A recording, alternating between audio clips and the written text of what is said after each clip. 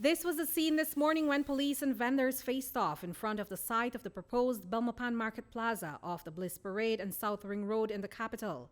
The vendors were at the site for market day. They came in their trucks loaded with vegetables, clothing, and other wares to sell. But police stopped them from setting up and using the site because the developer doesn't have trade license clearance from the Belmopan City Council. And so those vendors had to return with their goods. But before they left, they lined the streets with flags to express their dissatisfaction with what happened. But the police warned them that they were doing an act of protest, which is illegal without a permit. They were also warned that there were more than 10 persons on the street, which is also illegal. Under the newest side, what the 10 persons who got out? In a public place, in a public place.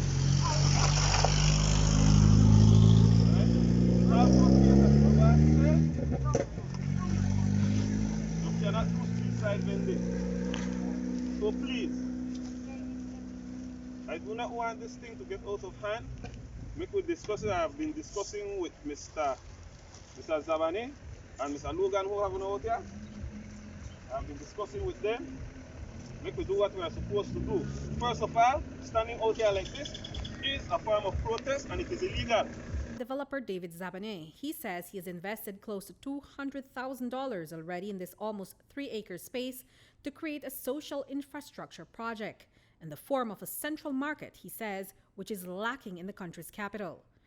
He says that they've been trying to get their trade license, but that the Belmopan City Council appears to be dragging its feet simply because they don't want to lose revenue.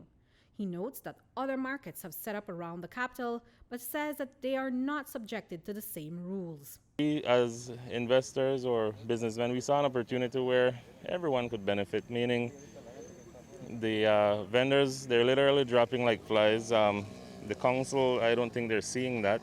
You know, they're talking about not approving our trade license because they stand to lose revenue, but at the end of the day, give them 6 months. They're not going to have any market vendors to get revenue from anyway. At least this way, doing this development, you know, we're not running away from a trade license. I feel in a way that they were running away from us, issuing that trade license because of that fear of losing that revenue. Honestly, I'll be blunt.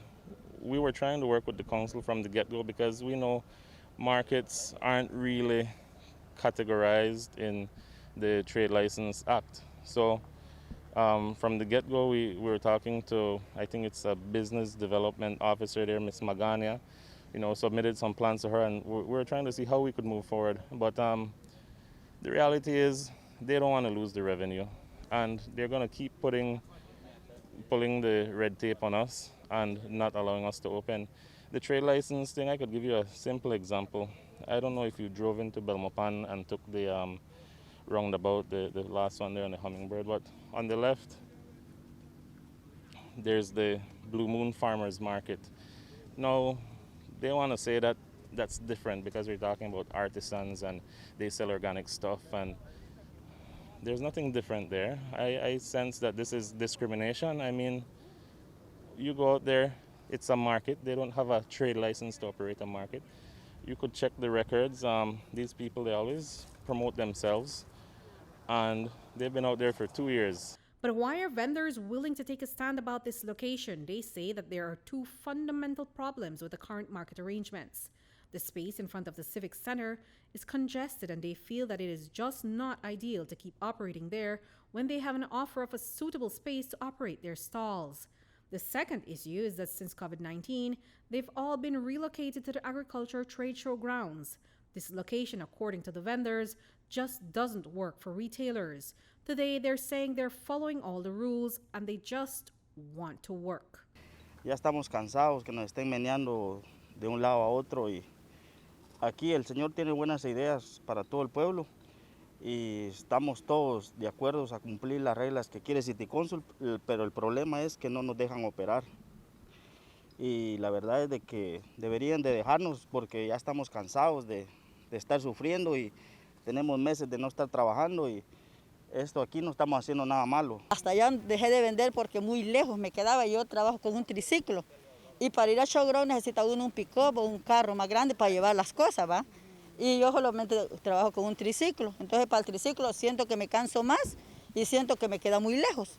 Entonces, Hace muchas ventas ahí. no hace mucha venta porque no hay mucho negocio y cuando uno quiere vender un poquito le cobran el gran cantidad y tal vez uno es el poquito. Una vez fui y me hackearon, me dijeron que me vaya y si no pago los $20, le dije si no he vendido ni un 5 ahorita. Siento que esta área aquí es bien clave de tiempo atrás. Un lugar clave donde está la terminal al alcance. Tenemos el seguro social, tenemos museo, tenemos todo bien céntrico, ¿verdad? Entonces yo creo, mi opinión, que este es el mejor lugar que Belmopan necesita para un mercado. Zabane describes it as an unfortunate situation. He says that they expected to accommodate some 80 vendors, but to date, close to 200 have signed up for stalls. These vendors, according to Zabane, are taking a hit from the economic rift caused by COVID-19, and his project could help to keep them afloat.